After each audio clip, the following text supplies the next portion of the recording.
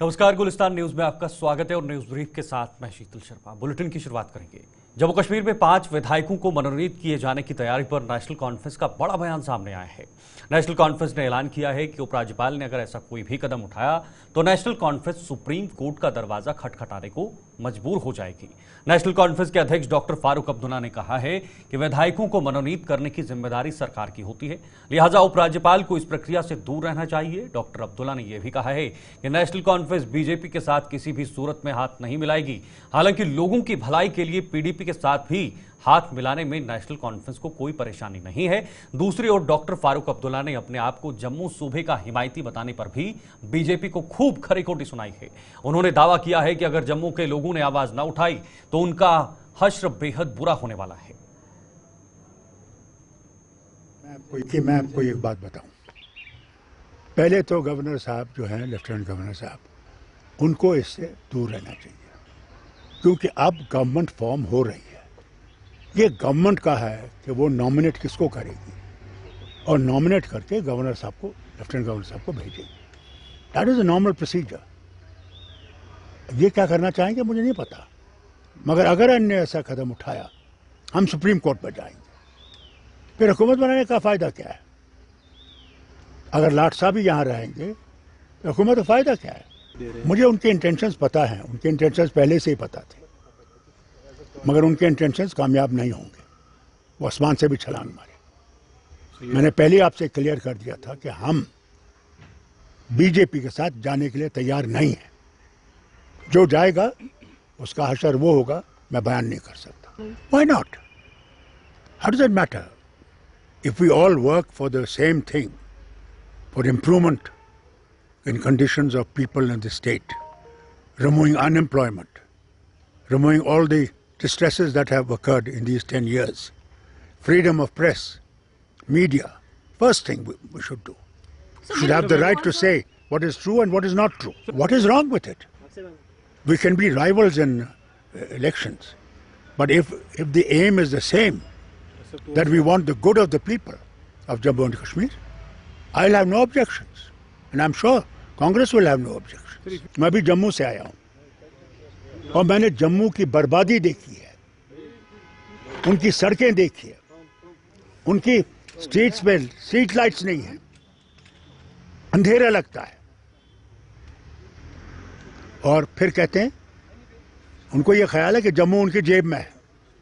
अफसोस तो मुझे इस बात का है। जम्मू के लोगों को ये समझना चाहिए कि उनकी हालत क्या है, कहां पहुंच गए हैं। ईमानदारी से मुझे सख्त अफसोस हुआ। वो तो पहले हम लोगों को गालियां मारते थे कि नेशनल कॉन्फ्रेंस की हुकूमत ने जम्मू को फेंक दिया है। आज तो उन्हीं के लोग हैं जो दिल्ली में बैठे हुए हैं, वो कैसे जम्मू को भूल गए? मुझे ये बताइए, G20 भी यही, एम्बेसडर भी यही लाए गए। अभी जब इलेक्शन हुआ उसमें भी एम्बेसी के लोग यहाँ लाए गए। क्या जम्मू नहीं है? क्या जम्मू इसके खाते में है? वहां क्यों नहीं हुआ? अफसोस मुझे इस बात का कि जम्मू के लोग बात नहीं कर रहे हैं। साबा की 3 विधानसभाओं में हुए चुनाव के नतीजों के लिए सभी इंतजाम पूरे कर लिए गए हैं।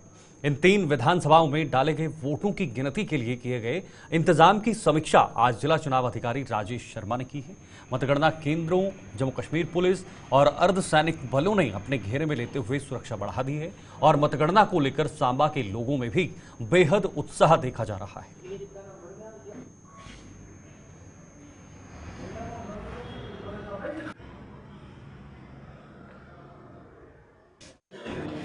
रामगढ़ और सांबा की काउंटिंग इसी कॉम्प्लेक्स में होनी है, डीसी ऑफिस कॉम्प्लेक्स में, और उसके लिए तैयारियां पूरी की गई हैं। सिमिलरली विजयपुर के लिए वहाँ पे एक बीएड कॉलेज है विमल मुनि विजयपुर में ही, तो वहाँ पे काउंटिंग है, वहाँ भी तैयारियां सारी कंप्लीट हैं। रादर ये 2-3 दिन से तैयारियां कंप्लीट हो चुकी हैं। अब इनमें कोई अगर छोटे मोटे लूप होल्स या कोई एडिशंस करनी है तो वो कर रहे हैं। तो पूरी तरह से प्रशासन तैयार है काउंटिंग के लिए। ऑब्जर्वर्स भी तीनों असेंबली कॉन्स्टिट्यूंसी के लिए अलग अलग आए हैं और उन्होंने भी अपने तरीके से रिव्यू किया है। इलेक्शन कमीशन की जो गाइडलाइंस हैं उसके मुताबिक ये सेटअप किए गए हैं काउंटिंग बूथ्स, हमारे काउंटिंग हॉल्स। तो कल सुबह 7 बजे काउंटिंग स्टार्ट हो जाएगी और ईवीएम की काउंटिंग 8 बजे शुरू हो जाएगी और दोपहर तक मुझे लगता है कि हमारे पास रिजल्ट्स आएंगे। तो मेरा आपके माध्यम से जो हमारे पॉलिटिकल लीडर्स हैं, जिन्होंने कैंडिडेट्स हैं, जिन्होंने इसमें पार्टिसिपेट किया था इलेक्शन में, तो उनको लिए शुभकामनाएं। ऋषि खजूरिया सांबा से संवाददाता हमारे साथ इस वक्त ज्वाइन हो चुके हैं। कल की तैयारियों को लेकर मैं सीधे उन्हीं के पास जाकर इस वक्त की जानकारी लेना चाहूंगा। ऋषि, जैसे जैसे समय बीत रहा है और घड़ी की टिक टिक की आवाज आ रही है, वैसे वैसे दिलों की धड़कनें भी तेज हो रही हैं। नामात्र राजनेताओं की, नामात्र पॉलिटिकल लीडर्स की, सिर्फ और सिर्फ बाकी जो लोग हैं, सांबा के जो लोग हैं या पूरे जम्मू कश्मीर के लोग हैं, वो इंतजार में है कि कब जाके ये ईवीएम खुलेंगी और नतीजा निकलकर सामने आएगा। आधिकारिक तौर पर किस तरह की तैयारियां नजर आ रही हैं? देखिए, बिल्कुल शीतल, आपको बता दें कि अभी कुछ ही घंटे का समय शेष बचा हुआ है। जब 7 बजे तमाम पोस्टल बैलेट्स को खोला जाएगा, उससे पहले उसकी गिनती की जाएगी और 8 बजे ईवीएम्स का खुलने का सिलसिला जो है वो शुरू हो जाएगा। और 8 बजे जब ईवीएम्स खुलेंगी, तमाम पहले रुझान शुरू होंगे आना। उसके बाद कौन चुनावी उम्मीदवार कितनी लीड लेकर आगे चल रहा है, और जैसे जैसे समय चला जाएगा वैसे वैसे जो लीड है वो जीत में जो है वो तब्दील होती नजर आएगी और चुनावी उम्मीदवारों के जीतने का सिलसिला भी शुरू हो जाएगा। लेकिन अगर बात करें चुनावी उम्मीदवारों को लेकर, सबसे पहले तो उनके जो तमाम काउंटिंग एजेंट्स हैं उनको किस तरह से वहां पर बैठने की इजाजत जो वो दी जानी है, जिसको लेकर तमाम तरह की फॉर्मेलिटीज जो वो उनकी तरफ से कंप्लीट कर ली गई हैं। जो फॉर्म नंबर 18 आपको भरना था वो आपको भरकर प्रशासन को सौंप दिया गया है, जिसको लेकर कैंडिडेट्स के उसके ऊपर साइन है या फिर काउंटिंग एजेंट्स के उसके ऊपर साइन होने हैं। ये रहा उम्मीदवारों के एंड पर पार्ट। लेकिन अब जब प्रशासनिक अधिकारियों के एंड पर बात आती है, इलेक्शन कमीशन ऑफ इंडिया की तरफ से जो गाइडलाइंस जारी की गई हैं, उन गाइडलाइंस के आधार पर तमाम तरह के जो अरेंजमेंट्स हैं वो काउंटिंग को लेकर किए गए हैं। हमने ग्राउंड पर जाकर खुद देखा कि जो सांबा, रामगढ़ और विजयपुर 3 कॉन्स्टिट्यूएंसीज हैं, जिसमें 2 कॉन्स्टिट्यूएंसीज की यानी रामगढ़ और सांबा की जो काउंटिंग है वो जिला हेडक्वार्टर सांबा यानी डीसी ऑफिस कॉम्प्लेक्स में होनी है। वहां पर 2 अलग अलग ब्लॉक्स बनाए गए हैं। सुरक्षा के वहां पर पुख्ता इंतजाम है। वहां पर अभी किसी को भी अंदर जाने की इजाजत नहीं दी जा रही है और जो यहाँ पर इंप्लॉयज काम करते हैं उनके भी कार्ड इशू किए गए हैं और तब भी वो अपने डिपार्टमेंट में प्रवेश कर सकते हैं। वहीं विजयपुर कॉन्स्टिट्यूएंसी को लेकर बात करें तो विजयपुर कॉन्स्टिट्यूएंसी के लिए मतगणना जो है ये विमल मुनि कॉलेज जो देवक ब्रिज के पास है, विजयपुर इलाके में ये काउंटिंग सेंटर पड़ता है, विजयपुर की काउंटिंग वहां पर होनी है। तो यहां पर भी सुरक्षा के पुख्ता इंतजाम किए गए हैं और डीसी साहब का ये भी कहना है, डिस्ट्रिक्ट इलेक्शन ऑफिसर का, कि हमने इंतजाम इस तरह से किए हैं कि जो ट्रैफिक हाईवे की है वो सुचारू रूप से चलती रहे और खासतौर पर जो रिस्ट्रिक्शंस है वो सेक्शन 163 बीएनएस के तहत लागू की गई हैं कि जो भी काउंटिंग सेंटर्स के आसपास के दायरे हैं वहां पर रिस्ट्रिक्शंस लागू की गई हैं 200 मीटर के दायरे में, कि वहां पर कोई भी स्लोगनिंग नहीं होगी, कोई भी बड़ा सवाल ये भी है जब कोई कि कई सालों के बाद चुनाव हो रहे हैं और एक्साइटमेंट, जो उत्साह है वो कूट कूट कर लोगों के अंदर भरा हुआ है, प्रत्याशियों के अंदर भरा हुआ है, क्योंकि काफी सालों के बाद ये चुनाव हो रहे हैं, लंबा इंतजार करना पड़ा है। एक तो वो चीज है, दूसरा जो संवेदनशील इलाके हैं जहां पर 2 पक्ष आमने सामने आ सकते हैं काउंटिंग के दौरान में, रिजल्ट के दौरान में, क्योंकि नेक्स्ट टू नेक्स्ट फाइट बताई जा रही है हर जगह पे। ऐसे में उन चीज़ों को रोकने के लिए क्या खास प्लान तैयार किया गया है ताकि कोई दिक्कत ना हो, कोई झड़प ना हो एक दूसरे के साथ? देखिए, जैसे मैंने आपको कहा कि सेक्शन 163 बीएनएस के तहत ये तमाम रिस्ट्रिक्शंस लागू कर दी हैं, जिसमें डीसी सांबा की तरफ से ये ऑर्डर भी जारी कर दिया गया है कि प्रोहिबिटरी सेक्शंस जब वो लागू हुई है, जिसमें 200 मीटर के दायरे में आप कोई सेलिब्रेशन वहां पर नहीं कर सकते, आप वहां पर कोई क्रैकर्स या इस तरह का कोई ऐसी चीजों को इस्तेमाल नहीं कर सकते। अगर आपको विक्ट्री सेलिब्रेट करनी है तो उस दायरे से बाहर जाकर जो है वो आपको विक्ट्री सेलिब्रेट करनी है, जो कि 200 मीटर का दायरा उनकी तरफ से जो है वो बनाया गया है। तो इसमें ना ही कोई प्रोसेशन होगा, ना ही इसमें कोई स्लोगनिंग होंगी और काउंटिंग एजेंट्स को भी ये कहा गया कि आप फॉर्म नंबर 18 अगर आपके हाथ में होगा तो आप अंदर जाएंगे, यहाँ इस तरह की कोई भी हुटिंग जो है वो नहीं होगी।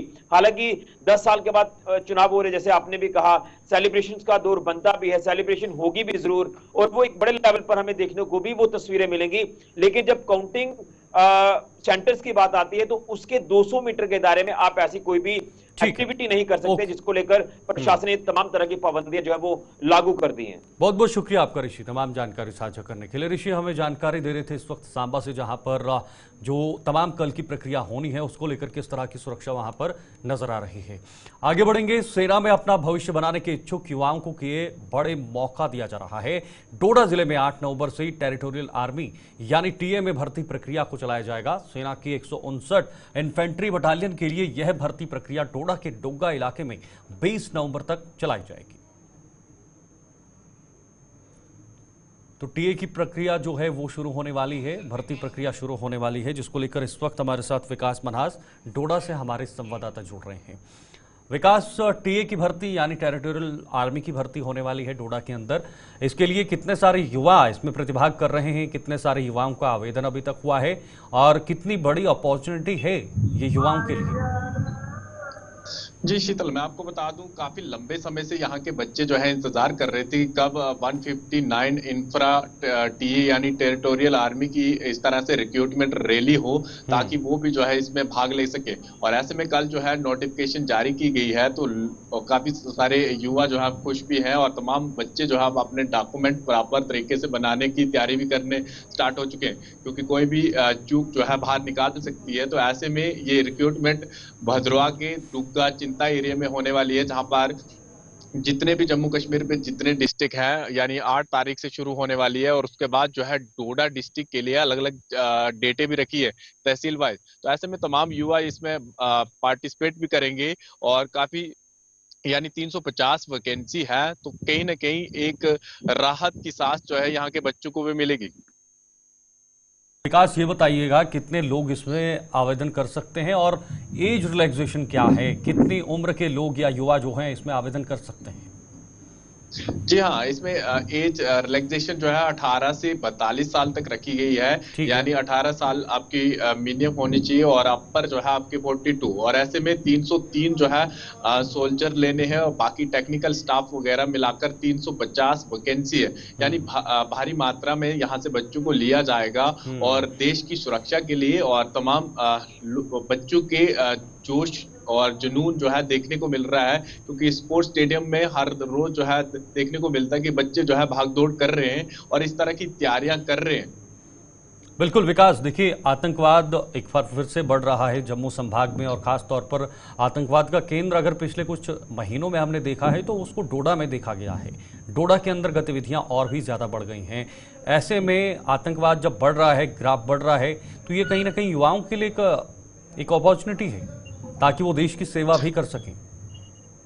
जी हाँ, बिल्कुल ये इसी तरह से मौका मिला है, क्योंकि बहुत सारे युवा जो है इससे पहले ये चाह रहे थे कि कम से कम वीडीजी में ही हमें लगा दिया जाए ताकि अपने गांव को सुरक्षित रख सके। अब इस तरह की वैकेंसी निकली है तो काफी ज्यादा उत्सुक भी है तमाम लोग। और क्योंकि इस तरह की वैकेंसी काफी लंबे समय के बाद यानी 370 टूटने के बाद यहाँ पर कोई भी इस तरह से रिक्रूटमेंट रैली जो है आर्मी द्वारा नहीं की गई है। अब 5 साल के बाद ये अगर इस तरह से चीजें देखने को मिल रही है तो कहीं ना कहीं उत्सुक है। और आने वाले समय में जिस तरह से लगातार हमले हुए थे डोडा के अंदर, और अगर यहाँ के बच्चे शामिल होंगे तो मुंह तोड़ जवाब जो है आतंकवादियों को दिया जाएगा। बिल्कुल विकास, जरा ये भी बताइएगा क्या डोडा जिले से मात्र इसमें जो लोग हैं, युवा जो हैं वो आ सकते हैं या किश्तवाड़ के जो एडजॉइनिंग डिस्ट्रिक्ट्स हैं वहां से भी लोग इसमें हिस्सा ले सकते हैं? नहीं, जिस तरह से नोटिफिकेशन जारी की है तमाम जितने भी डिस्ट्रिक्ट हैं यानी यूटी अब जेएंडके में जितने भी डिस्ट्रिक्ट हैं तमाम जो है 8 तारीख को इस जगह पर पहुंचकर इस रैली में भाग ले सकते हैं। और उसके बाद इस लिस्ट में प्रॉपर तरीके से डिस्ट्रिक्ट वाइज भी दिया हुआ है, चाहे रामबन के हो, किश्तवाड़ के हो या उधमपुर डिस्ट्रिक्ट के, अलग अलग डिस्ट्रिक्ट वाइज जो है इसकी रिक्रूटमेंट रखी गई है। और डोडा डिस्ट्रिक्ट के लिए स्पेशल अलग अलग तहसीलों के बच्चों को बुलाया गया है। हो सकता है कि इसमें डोडा डिस्ट्रिक्ट के ज्यादा बच्चों को लिया जाएगा, क्योंकि डोडा डिस्ट्रिक्ट में रिक्रूटमेंट हो रही है। 150 से 200 बच्चों को हो सकता है डोडा के यहाँ से दूर दराज एरिया, चाहे मिलिटेंसी इफेक्ट एरिया हो, चाहे देसा का एरिया, मरमत का एरिया, गुंदना या बलेसा, जहां पर लगातार इनकाउंटर देखने को मिले थे। तो ऐसे में ज्यादा बच्चे इस आसपास के एरिया से उठा भी लिए जा सकते हैं आर्मी में। ठीक है, शुक्रिया आपका, धन्यवाद विकास से तमाम जानकारी के लिए। विकास डोडा से हमें जानकारी दे रहे थे। लेकिन इधर मतगणना से पहले मात्र कुछ ही घंटे पहले राजौरी के सरानू इलाके में आज एक प्रेशर माइन बरामद होने से वहां सनसनी फैल गई है।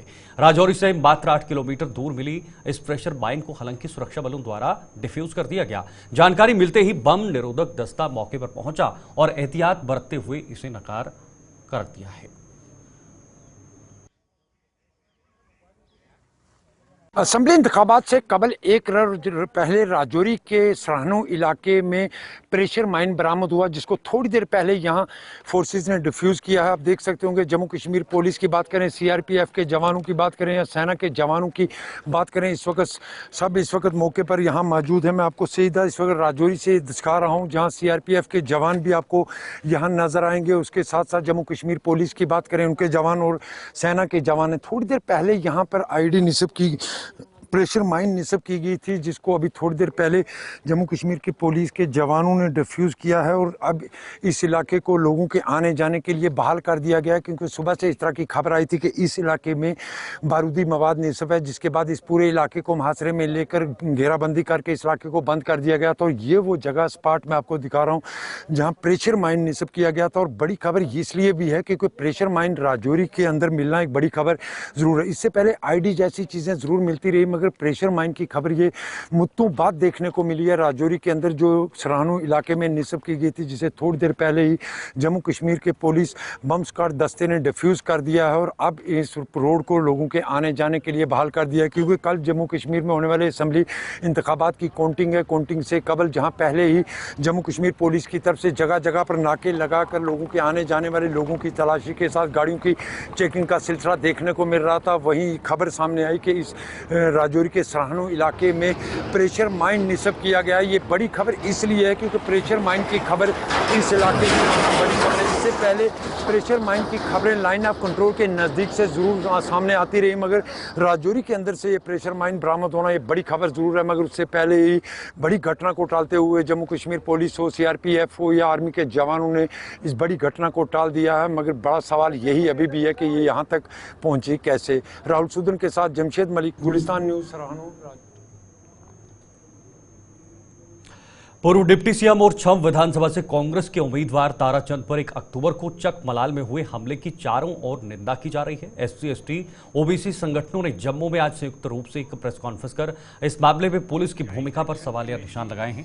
प्रेस कॉन्फ्रेंस को संबोधित करते हुए श्यामलाल बसन ने इस हमले के आरोपियों को आज तक गिरफ्तार न किए जाने पर कड़ा एतराज जताते हुए पुलिस को कटघरे में खड़ा किया है। उन्होंने आरोपियों को जल्द से जल्द गिरफ्तार करने की मांग की ताकि दूध का दूध और पानी का पानी हो सके। कि गंभीरता से सोचना पड़ेगा कि जहां क्या वजह रही है कि आज तक कल्प्रिट्स को अरेस्ट नहीं किया सके। ये इस बात को वजूहात को जानने की जरूरत है। आज इस बात को वजूहात की जानने की जरूरत है कि कल्प्रिट्स को आज तक क्यों अरेस्ट नहीं किया गया। हम पुरजोर मांग करते हैं कि इमीडिएटली वो लोग अरेस्ट होने चाहिए जो शरेआम जाकर कमरे में जाकर उसे धमकाते हैं, उसे बाहर आने के लिए कहते हैं ताकि हम उसको एलिमिनेट कर सके। आज इस बात के ऊपर सोचना होगा। इस तरह की जो जातियां हैं दिन ब दिन बढ़ती जा रही हैं। हम कहते थे 377 टूटने के बाद जहां एक नया इतिहास लिखा जाएगा, क्या यही वो इतिहास है? क्या यही वो इतिहास है? इस तरह के जो अत्याचार होंगे क्या यही इतिहास है? हम मांग करते हैं उन लोगों को जिन्होंने भी डिप्टी सीएम को, हमारे फार्मर स्पीकर को जिन्होंने धमकाया है, उनकी इमीडिएट जो उन्हें अरेस्ट किया जाना। मैं चौधरी। आगे बढ़ेंगे। जम्मू कश्मीर पुलिस ने आज उन लोगों के चेहरों पर मुस्कान ला दी जिनके मोबाइल फोन गुम होने पर उन्होंने इसकी रिपोर्ट पुलिस में दर्ज करवाई थी। एसपी रूरल ब्रिजेश शर्मा और उनकी टीम ने ऐसे 50 मोबाइल फोन उनके मालिकों को लौटा दिए जिनकी कीमत करीब 8 लाख रुपए बताई गई है। मोबाइल फोन वापस मिलने पर इनके मालिकों ने जम्मू कश्मीर पुलिस का तहे दिल से आभार जताया है।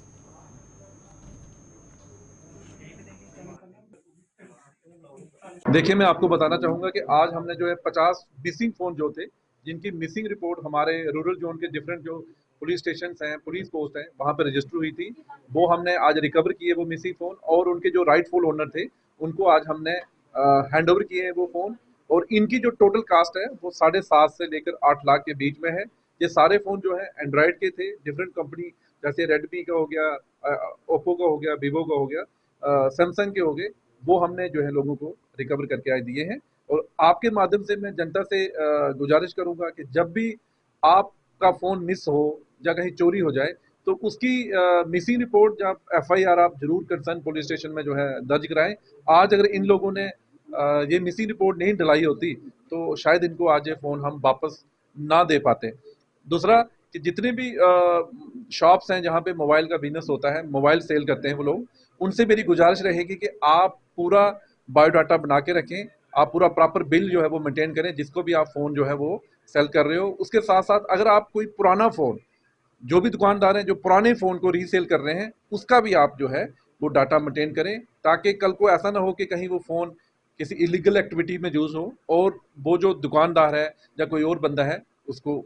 ये 50 फ़ोन थे और इनकी लागत जो है 7.5 लाख से लेकर 8 लाख के बीच में है। मेरा फ़ोन जून में मिसिंग हुआ था, तो सर ने, पुलिस प्रशासन ने हमें फ़ोन ढूंढ के दिया, उसके हम बहुत बहुत शुक्रगुजार हैं। ये 20-25 फ़ोन ढूंढ के दिए हैं उन्होंने हमें, तो ठीक है। त्योहारों के सीजन तंग बाजारों में यातायात व्यवस्था को सुचारू बनाने के लिए ट्रैफिक पुलिस एक्शन में आ गई है।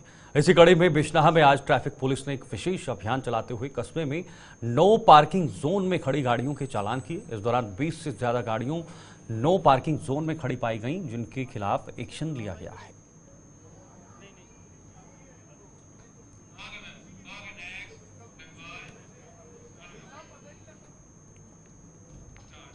इधर कठुआ में बिजली स्मार्ट मीटर लगाने की प्रक्रिया का विरोध जोर पकड़ता जा रहा है। आम लोगों के साथ साथ सियासी दल भी अब सड़कों पर उतरकर बीजेपी के खिलाफ जोरदार प्रदर्शन कर रहे हैं। इसी कड़ी में आज कांग्रेस पार्टी ने कठुआ में आम लोगों को साथ लेकर बीजेपी के खिलाफ नारेबाजी की और उस पर जम्मू संभाग के लोगों को प्रताड़ित करने का आरोप लगाया है।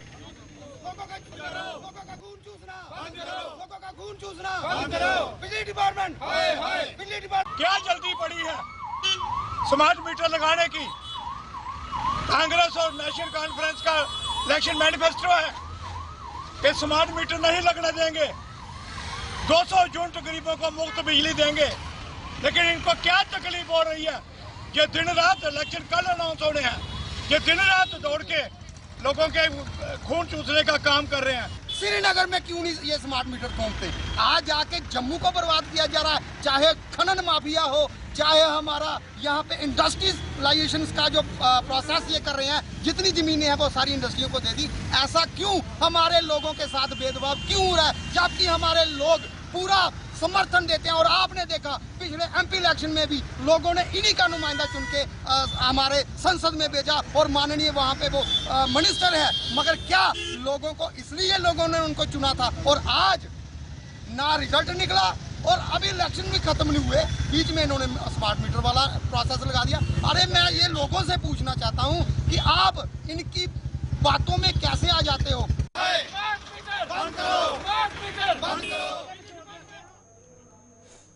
जिला युवा सेवा और खेल विभाग की तरफ से पुंछ में लड़कियों के 17 वर्ष आयु वर्ग में डिस्ट्रिक्ट UT लेवल हॉकी मुकाबले करवाए जा रहे हैं। इसमें जम्मू और कश्मीर डिवीजन की 6 टीमें भाग ले रही हैं। आज का मैच कठुआ और कुपवाड़ा जिला के बीच आयोजित किया गया, जिसमें जम्मू की टीम ने शानदार खेल का प्रदर्शन करते हुए बारामूला को 3-0 से हराकर जीत हासिल की। अपना टैलेंट जो शो करेंगे।